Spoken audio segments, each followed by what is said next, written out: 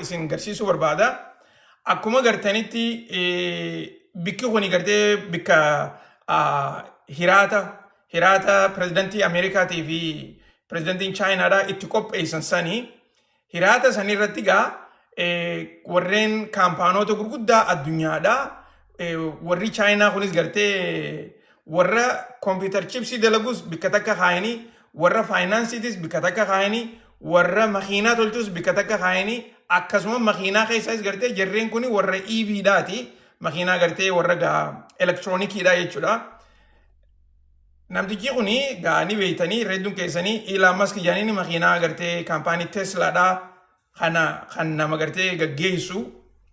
Akkasuma sanitti namtichi gartee isaan cinaa kaayan namticha kaampaanii BYDdha itti gaggeessu jechuudha. Kaampaaniin BYDdha yeroo ammaan tana inumaatu gaa addunyaa irratti kaampaanii makiinaa kophaa isiidhaatti namuu ol gurguraa jirtu. Addunyaa irratti namni inumaatu gartee akka odeessaa jiranitti kaampaanoonni makiinaa oomishu kan Ameerikaa jiruu fi kan Jaappaan jiru yoo walitti idaaman makiinaa EV qofa gartee makiinaa elektiroonikiidha akka kaampaanii namticha kanaatti gurguraa hin jiranii jaanitti odeessaa jiran. So jarreen kaampaaniin kun ammas gartee kana keessa gaa namni hedduun wanni gartee irraa hubatan takka Elon Muskiin amata 7 dura kaampaaniin BYD tuni nutti dhiyaachuu dhiisiiti walqixan taanuu inumaatu gartee isaan nu dhaqabuudhaaf amata 50 ol irraa fudhataa jeeti haasawaa tokko godhee ture. Isaan kana gartee tuffii qabaachuu isaa gartee kaampaanii tanaaf jechuu. Garuu odoo gartee amata 7 keessatti kaampaaniin tuni isa dhaqqabdee bira dabartee inumaatu gartee ammaan tana addunyaa irratti akka gartee dura deeminsaatti waa makiinaalee oomishaa jirti. Inumaa gartee makiinaa oomishuu bira dabranii makiinaan isaanii tan bishaan gubbaarrallee deemuu dandeessu. Makiinaa humaa takkallee hin taane gartee yoo rakkoon takka itti dhufte keessaafuu gartee bishaan isaa taatu galaanaa isaa ta'u waanuma fedheewu makiinaa akkasii sanfaa tolchaa jira. Kan gartee warri gaa Teslaan amma yeroo ammaan tanaa EVsiitiifuu baatiriilee BYD irraa bitachuu eegaltee jirti. Gaa hammas takka gartee bira dabraniiti ifuma ammaasis deebi'anii isaanuma kanatti gartee meeshaalee gurguraa jiran. So kunis gartee dandeettii addaati. Kaampaanonni gartee akka BYD kuni inumaa addunyaa guutuu gartee tanaafi gartee biyya Ameerikaa tana akkan seenne dhorkaa jiranii dhiibbaan gartee godhamaati jirti akka kaampaaniitti gartee makiinaa as bitanii gurguruudha. Garuu immoo namni dhuunfaadhaa makiinaa tana ammaan tana bitatee naqachuu eegaleeti jira. Namni cinaan Meeksikoo irraa bitatee ol naqata, namni cinaan immoo Kanadaadhaa bitatee ol naqata. Ameerikaa keessa jechuudha. Garaagarummaan taaksii gartee kafaluu sirra jiru kafaltee as keessa akka feetetti ooftaa jechuudha. So tanaas gartee quba gabaaddaadhaa isiniin jechuudhaa fi dhumarratti oduu takka tanii isiniin barbaadu odoo hin xumuranne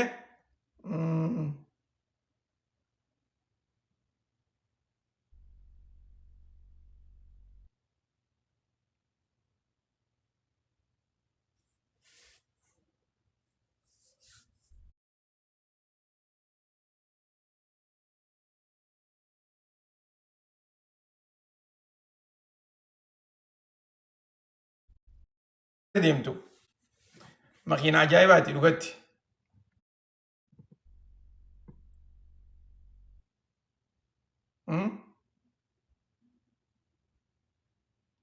Waa'ee Chaayinaa jette waa'ee maaliif banta? Taaptaap godhaa harka keessaniin koppiliin godhaa sheer walii godhaadhaa. Waa'ee Chaayinaa jette moo Oro maal jechuu jirta? Sirreessi waan jechuu jirtu. Bishaan gubbaa deemti leencoo. Dubbii takka malee akkuma gartee karaa deemteetuma bishaan itti seentee makiinaan bishaanumarra siin deemti. Bishaanis makiinaa keessan seente. Waan ajaa'ibaati bara. Jarri waan ajaa'ibatu ammaasis wanni gartee makiinota BYD kanatti nama ajaa'ibsiisu. Gatiin isaanii hammam takka raakisha. Fakkeenyaaf makiinaan Ameerikaadhaa ta warri gartee EV kuni irra hedduun isaanii gartee qarshii 40,000 eegalti. Ta akkam raakishaa jechuu. Okay? Akkasuma san takkuma 70 sinuma jirti. Doolaara beeytanii. BYD'n tuni ta akkam qaaliitu gartee toora gartee qarshii 25,000 ta akkam qaaliidha. Ta qarshii 10,000 tuni gaa hedduudha beeka. Doolaara 10,000tti namni bitatu.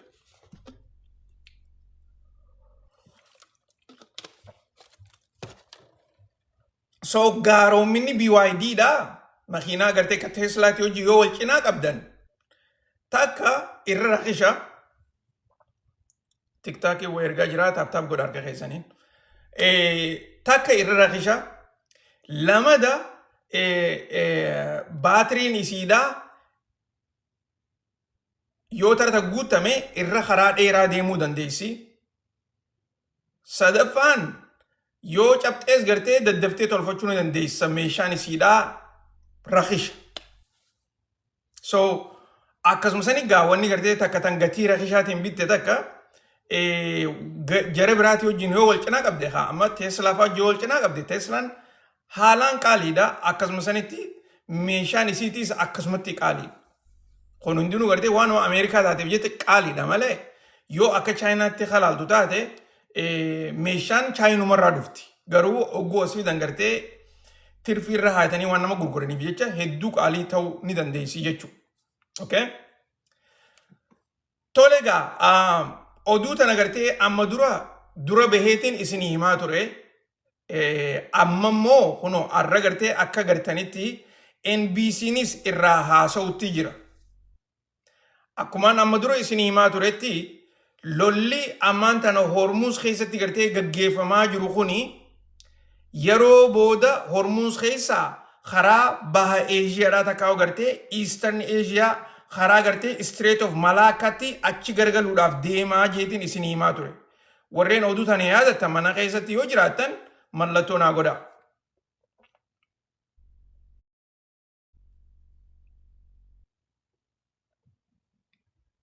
Akkaataa lolli ammaan tana Hormuuz keessa deemaa jiru kun kan gartee baatii lamaa oliif deemaa jiru kuni asii lolli kun eegalliidha. As booda gartee gara bahaatti achi jijjiiramuudhaaf deemaan isiniin jechaa ture.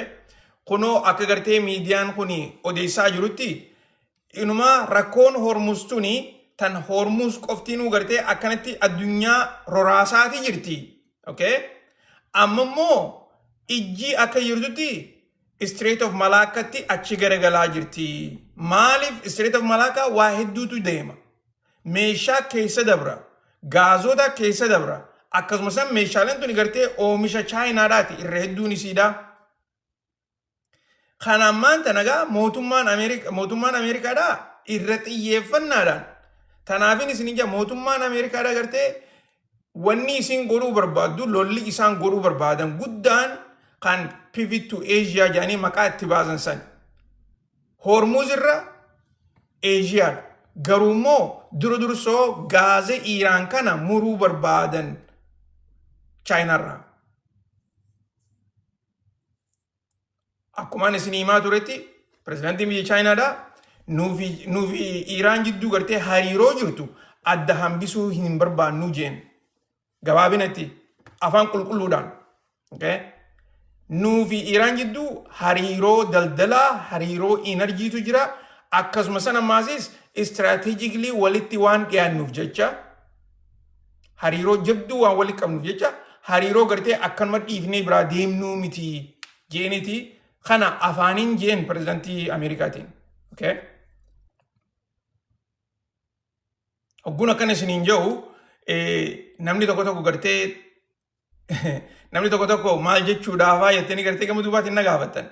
Hogguun akkana isiniin jedhu yeroo hedduu diplomaatikilii gartee hogguu haasawan waan silaa jechuu barbaadan san siin suduudhaan siin hin jaan jechoota gartee dachaa keessatti deebii sii godhan. Garuu immoo torbaan kana pirezidantiin biyya Chaayinaadhaa waa hunda suduudhaan haasawaa jiran isin hin jee. Akka gartee Iiraan tana kophaa dhiisan barbaadde Ameerikaan.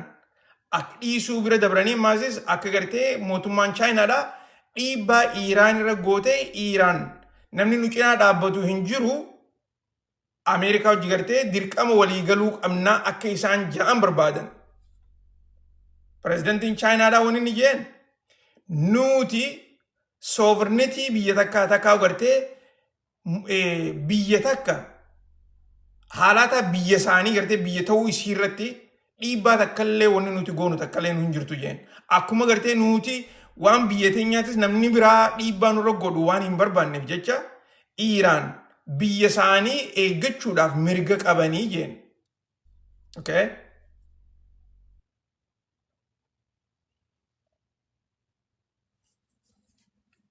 So tanaafi namni hedduun gartee walgahiin tuni walgahii yeroo dheertuudha. Yeroo fuuldura as deemu kana keessatti wanni gartee Ameerikaan amma godhuudhaaf teessu waan barbaadde odoon taane waan hin barbaanne irratti hojjechuudha. Kana jechuun maal? Namni gartee waan barbaadu godhu tokko waan barbaadu hin arkatiin waan hin barbaanne godhu. Kana keessa Ameerikaan ammaan tana keessaafuu gartee Strait of Malaakaan hedduu murteessaa biyyoottan Eeshiyaa kanaaf. Inumaatu biyyoottan Eeshiyaa qofa odoon taane daldaluma addunyaa guutuudhaafuu hedduu murteessaadha. Meeshaaleen as keessa dabartu dooniileen gartee akka jirtutti wanni Chaayinaa dalagamtu tuni as keessa dabarteeti Afrikaa tana dhufti. As keessa dabarteeti biyyoottan Yurooppii kana dheeyti. As keessa dabarteeti Ameerikaa fi Laatiin Ameerikaa dhufti. Okay? Akkasuma san gaazniinis akkanumatti as keessa dabraa jechuudha. Dubugaa amma fuulduratti Ameerikaan gartee asirratti xiyyeeffachuun isiidhaa hammam takka jijjiiramni gartee keessaafuu daldalli gartee Persian Gulf irraa gara Asian marketiidhaa guutuutti akka miidhamu godhuudhaa jechuudha. Okay? Strait of Hormuzin wanni gartee inni deemuun gaazota addunyaadhaa kana parsantii 20% kan gartee addunyaadhaa dhiyeessu. Okay? Akkasuma sanatti Strait of Malaakaan mataan isaa gartee daldaloota addunyaadhaa gaazaa miti. Daldaloota addunyaadhaa 20% gaggeessa. So waliin laala. 20% jechuun hangam takka akka guddoo taate.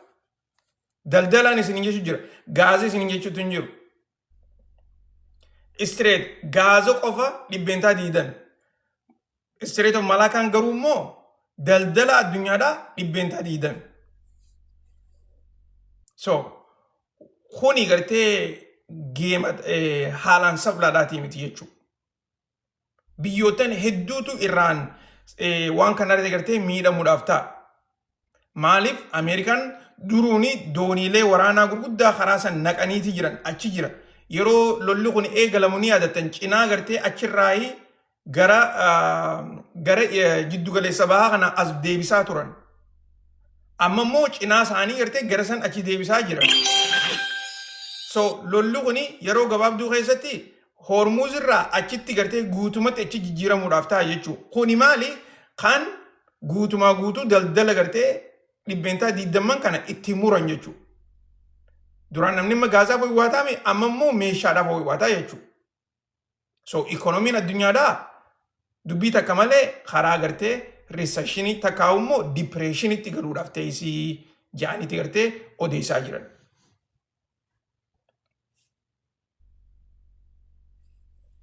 Oh, gaaffii bareedduudha. Duba kanarratti Chaayinaan maal godhuudhaaf teessii? Okay. Guyyaa kaleedhaa yoo mana keessa turte waan takka dubbaddeetiin ture. Yeroo gartee nuti ammaan tana namni ijji hedduun Hormuz irratti gartee xiyyeeffate tana lolli guddaan lafarratti gaggeeffamaa jiraan isin jechaa ture. Yoo yaadattan warri mana keessa turtanii lolli kuni kan ammaan tana hormuzii miti lafarratti gartee gaggeeffamaa jira oguun isiniin jiru lafa Eeshiyaadhaati. Eeshiyaa tana biyyootan akka gartee Chaayinaarraa eegalamee Indiyaa, Paakistaan akkasuma sanitti Raashaallee ji'i lafa kanarratti gartee daldalli guddaan ammaan tana gaggeeffamaa jira. Lollinis karaa kanarratti amma gaggeeffamaa jira. Lolli kuni lola gartee namni ijaan hin agarre. Maaliif? Karaa gartee duraan Chaayinaan tolchite takkaa'uu irratti investi godhaa turte. Road and Belt Initiative jaanii gartee it's 2030 plaana isaaniiti. Plaanni kuni yeroo dheertuudhaaf irratti hojjetaniiti. Garuu immoo daldala gartee biyyootan ollaa qofatti ergaa turan. Amma immoo kana gartee Chaayinaan akka nam tokkollee nu duraa dhaabuu hin dandeenyetti karaa kanaan daldala oofaa jirti. Akkasuma san mootummaan Iraanis wanni isiin takka dubbachaa jirtu Hormuz nuti nu barbaachisu jechaa jirti. Mootummaan Iraan afaaniin nuti gaaza keenya feenuu gartee karaa lafaatiinis biyyootan feenetti gurguruu ni dandeenya. Akkasuma sanitti karaa gartee poortii biraa tolchinee poortii biraatiin karaa Raashaa keessaan ta'us akkasuma san biyya Hindii keessanis gurguruu ni dandeenya jaanitti odeessaa jiran. So biyyootan kun hundinuu gartee lola kana dura plan A fi plan B lafa hayyataniiti jiran. Akkasuma sanitti amma Chaayinaanis gartee kana irratti hojjechaa jirti. Wanni takka gartee tan Ameerikaa fi Chaayinaan gad ta'anii marii irratti hin godhin takka inumaatu gartee maqaan Taayiwaan haajaan malee guddoon Taayiwaanii miti. Taayiwaan Chaayinaadhaaf gartee hedduu importantiidha malee Ameerikaan Taayiwaan irraan kaayyan. Wanni Ameerikaan irra kaayyatte guddoon isiidha Taiwan Strait fi Malaakaa kana. Ameerikaan yoo Taiwan control goone Taiwan Strait control ni goonaadha. Achi booda maasis Malaakaa gartee control ni goonaadha. Hulaalee tana gartee sakaawuu gartee qaawa kana gartee yoo bahara irratti yoo control goone ikonomii Chaayinaadhaa yeroo gabaabduu keessatti kuffisuu ni dandeenyaadha. Kun hundinuu beekaa ikonomiidha. Kun hundinuu daldalaa beekaa waan biraatii miti bara. Lolli wanni inni irratti gartee gaggeeffamuu daldalaan isiniin jee kun hundinuu bizinas. So kanarratti gartee xiyyeeffachaa jiranii isiniin jechuudhaaf.